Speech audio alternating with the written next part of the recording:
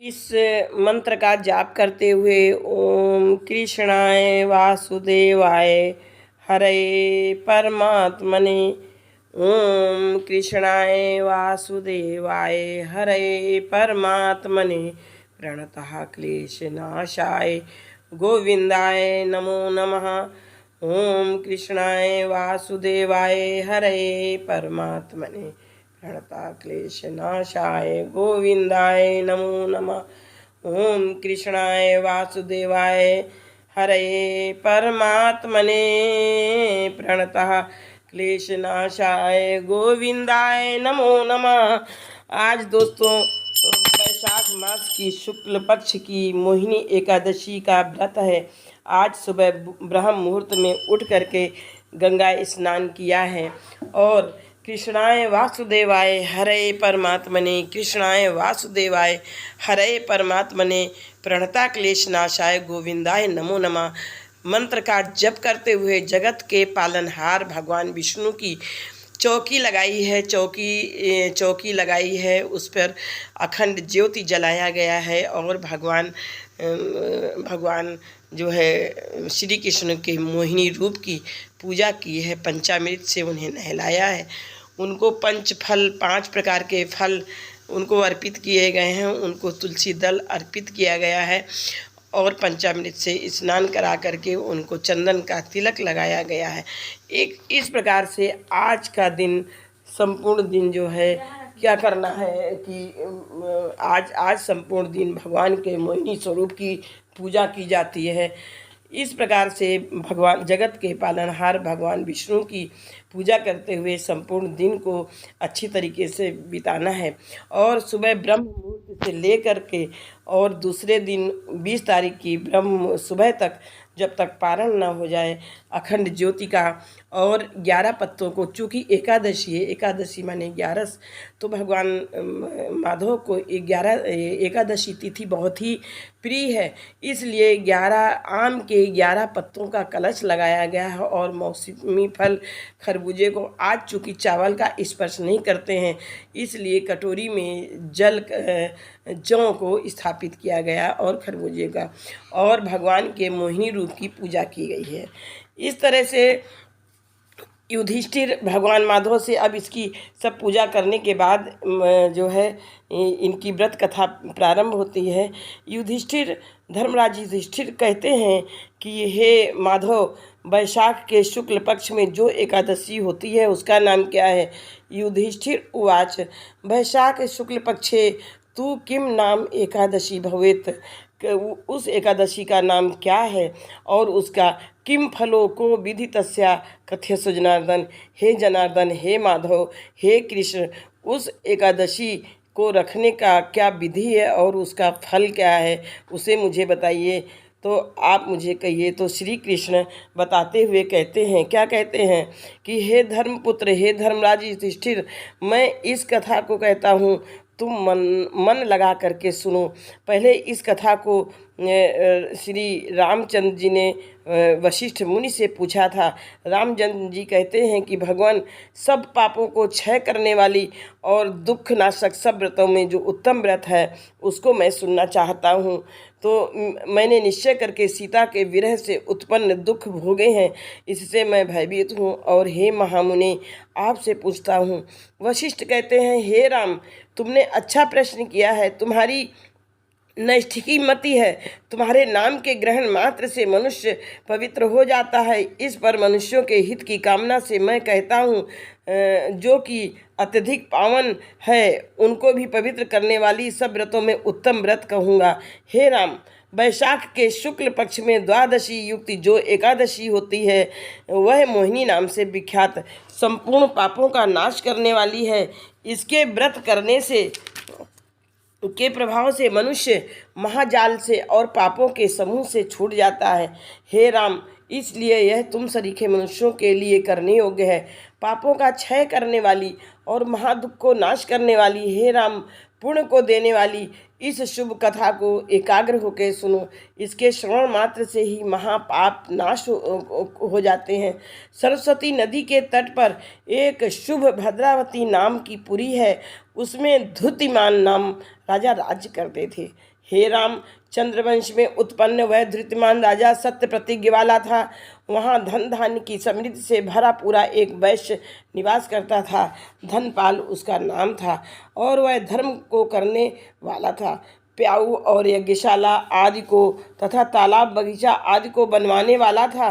विष्णु भक्ति में रत शांत स्वरूप था।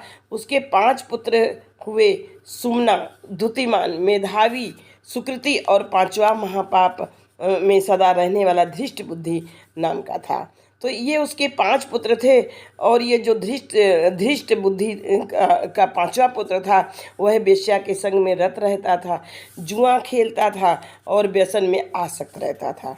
दूसरी स्त्रियों के साथ भोग में लीन और देवता, अतिथि, वृद्ध, पिता तथा ब्राह्मणों की को नहीं मानता था, उनकी सेवा नहीं करता था। अन्याय को करने वाला वह दुष्ट आत्मा पिता के द्रव्य को क्षय करता था। अभक्ष वस्तुओं का भक्षण और सदा मद्यपान करता था। वेश्या के गले में गलबाही डाल के राजपथ में भ्रमण करता था। तब पिता द्वारा घर से निकाल दिया गया और भाई बंधुओं ने भी छोड़ दिया। फिर वह अपने शरीर के आभूषणों को बेच कर खर्च करने लगा और तब सब वेश्या इत्यादि उसकी निंदा करने लगी और पैसे के अभाव में, रुपए के अभाव में उसे छोड़कर चली गई। फिर उसी नगर में चोरी करने लगा। तब राजा के सिपाहियों ने उसे पकड़ लिया। उसके बाद पिता के गौरव उसको छोड़ दिया जाता था। फिर वह बांधा जाता था और छोड़ा जाता था। तब हार कर राजा ने उस धृष्ट बुद्धि को कारागार में बंद करवा दिया, कोड़ों से मारा और बारंबार पीड़ा दी और उससे कहा कि अरे दुष्ट दुराचारी, तू हमारे देश में मत रहे। फिर ऐसा कह के राजा ने उसे दृढ़ बंधन से छुड़ा दिया। राजा के भय से वह वहाँ से निकल गया और बड़े घने वन में चला गया। भूख प्यास से दुखी वह वन में इधर उधर भ्रमण करने लगा। फिर सिंह के समान मृगों को और शुकरों को मारने लगा। सदा मांस खा करके वन में वास करता और हाथ में धनुष बाण ले पीठ में तरकस बांधे हुए भ्रमण करता रहता और वन के पक्षियों को तथा चौपायों को मारा करता और चकोर, मोर, कंक, तीतर, मूसे इनको मारता रहता और इनको खाता था। वह धृष्ट बुद्धि वाला, क्रूर स्वभाव वाला, जीवों को नित्य मारता। वह पूर्व जन्म के किए हुए पाप द्वारा पाप रूप कीच में धंस गया। दुख और शोक से युक्त वह रात दिन चिंता में रहता। फिर वह किसी पुण्य के प्रभाव से कौंडिल्य ऋषि के आश्रम में गया। वैशाख के महीने में किया है गंगा का स्नान। जिन्होंने ऐसे ऋषि के समीप शोक के भार से पीड़ित वह पहुंचा।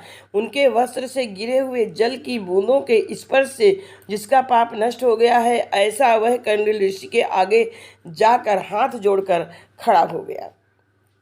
दृष्टि बुद्धि कहता है कौंडिल्य ऋषि से कि हे ब्राह्मण, ऐसा प्रायश्चित बताओ जो यत्न के बिना ही हो जाए, क्योंकि इस जन्म में मैंने बहुत पाप किए हैं। उनके प्रायश्चित के योग्य मेरे पास धन नहीं है। ऋषि कौंडिल्य कहते हैं कि जिससे तेरे पापों का क्षय होगा वह तू एकाग्र मन से सुन। वैशाख मास के शुक्ल पक्ष में मोहिनी नाम की एकादशी होती है। सो तू मेरे वचन की प्रेरणा से इस एकादशी का व्रत करो। यह एकादशी सुमेरु पर्वत के समान भी मनुष्य के पापों का नाश कर देती है। इस मोहिनी का व्रत करने से अनेक जन्म के पाप क्षीण हो जाते हैं।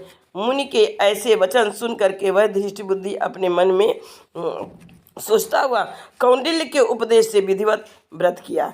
हे नृपश्रेष्ठ, जिससे तेरे ऋषि कहते हैं कि जिससे तेरे पापों का क्षय होगा वह तुम एकाग्र मन से सुनो। वैशाख मास के शुक्ल पक्ष में मोहिनी नाम की एकादशी होती है। सो तू मेरे वचनों से की प्रेरणा से एकादशी का व्रत करो। वह एकादशी सुमेरु पर्वत के समान भी मनुष्य के पापों का नाश कर देती है। इस मोहिनी का व्रत करने से अनेक जन्म के पाप नष्ट हो जाते हैं। मुनि के ऐसे वचन सुन करके वह धृष्ट बुद्धि अपने मन में हंसने लगा और कौंडिल्य के उपदेश से विधिवत व्रत किया। हे नृपश्रेष्ठ, व्रत के करने से वह पाप से रहित हो गया। इसके बाद दिव्य देह हो गरुड़ पर चढ़ उपद्रवों से रहित जो विष्णु लोक है उसमें चला गया। हे रामचंद्र जी, वशिष्ठ जी कहते हैं कि हे रामचंद्र जी, तम और मोह को दूर करने वाली यह एक ऐसा व्रत है कि चराचर त्रैलोक्य में इससे अधिक और कुछ नहीं है। यज्ञ यज्ञ आदि तीर्थ दान इसकी 16वीं कला के योग्य भी नहीं है। हे राजन, इसके पढ़ने और सुनने से 1000 गोदान का फल प्राप्त होता है। इस प्रकार से वैशाख मास के शुक्ल पक्ष की यह पहली कथा है। यह व्रत कथा, इस व्रत अगर हम व्रत किसी भी कारण से नहीं कर पाते हैं तो ये व्रत कथा अवश्य सुनना चाहिए। और इस दिन तुलसी माँ भगवान माधव को बहुत प्रिय हैं, तो ये तुलसी के पौधे हैं, इन पर आज जल नहीं चढ़ाते हैं, लेकिन शाम को इसमें दीपक जलाते हैं। और दीपक शाम को अवश्य जलाते हैं। दीप जलाते समय जो है इनको जो है अभिनंदित करते हैं। सरोकाम प्रदायिनी, मोक्ष प्रदायिनी हैं ये तुलसी माँ, और ये भगवान माधव को अति प्रिय हैं। इसके बाद भगवान ने इस मोहिनी रूप को धारण किया था। इस प्रकार से यह व्रत सब व्रतों में श्रेष्ठ है। और आज भगवान के 12 अक्षर ओम नमो भगवते वासुदेवाय, ओम नमो भगवते वासुदेवाय, ओम नमो भगवते वासुदेवाय का जप करना। मोहिनी एकादशी की दूसरी व्रत कथा इस प्रकार से है कि हिंदू धर्म ग्रंथों के अनुसार मोहिनी को भगवान विष्णु का एकमात्र स्त्री रूप आज धारण करना पड़ा था। समुद्र मंथन के दौरान देवताओं और असुरों के बीच इस बात को लेकर बहुत झगड़ा आपाधापी मच गई। जब भगवान धन्वंतरि अमृत कलश को लेकर समुद्र मंथन के बाद निकले थे तो उसको लेकर दैत्य जो है आपस में छीना झपटी कर रहे थे, लेकिन देवताओं ने भगवान विष्णु से प्रार्थना की और आज देवताओं के आग्रह अनुनय करने पर भगवान विष्णु ने, जगत के पालनहार भगवान विष्णु ने ऐसा मोहिनी रूप धारण किया था कि ऐसी सुंदर स्त्री का रूप बनाया था कि ऐसी सुंदर स्त्री पहले कभी ना हुई थी और ना होगी। इस तरह से दैत्य लोग उस मोहिनी रूप को देखकर मोहित हो गए और अचंभित हो गए, और उन्होंने उस कलश को भगवान